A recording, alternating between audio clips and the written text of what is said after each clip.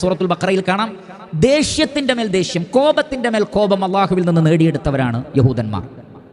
അതിനുള്ള ഏറ്റവും വലിയ കാരണം ഒന്ന് അവരുടെ ഒലുവാണ്, അങ്ങേയറ്റത്തെ മതത്തിലുള്ള ശിദ്ദത്ത്, കാഠിന്യം, പരുക്കന സ്വഭാവത്തിലെ പരുഷത, അമ്പിയാക്കളെയും നീതി കൊണ്ട് കൽപ്പിക്കുന്നവരെയും കൊന്നുകളഞ്ഞ അവസ്ഥ. പ്രവാചകന്മാർ വരെ പ്രവാചകന്മാരാണെന്നറിഞ്ഞിട്ട് കൊന്നവരാണ് യഹൂദന്മാർ. പ്രവാചകനാണ് എന്നറിഞ്ഞുകൊണ്ട് കൊല്ലുമായിരുന്നു അവർ.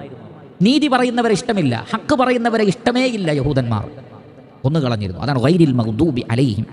മഹാനായ അല്ലാമ ഇബ്നു കസീർ റഹ്മത്തുള്ളാഹി അലൈഹി അതിനെക്കുറിച്ച് അദ്ദേഹത്തിന്റെ തഫ്സീറിൽ രേഖപ്പെടുത്തുന്നത് ഗൈരി സിറാത്തിൽ മഗ്ദൂബി അലൈഹിം, അല്ലാഹുവേ നിന്റെ കോപത്തിന് വിധേയമാക്കപ്പെട്ടവരുടെ മാർഗമല്ല.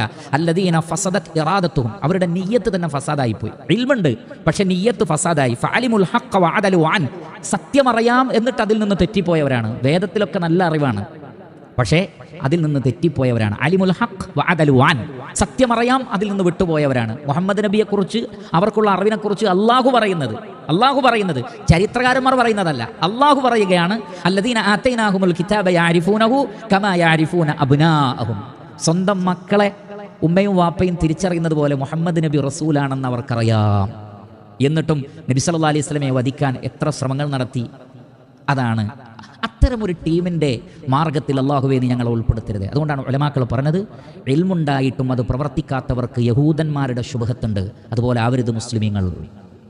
അവർ ഇൽമനുസരിച്ച് പ്രവർത്തിക്കേണ്ടവരാണ്.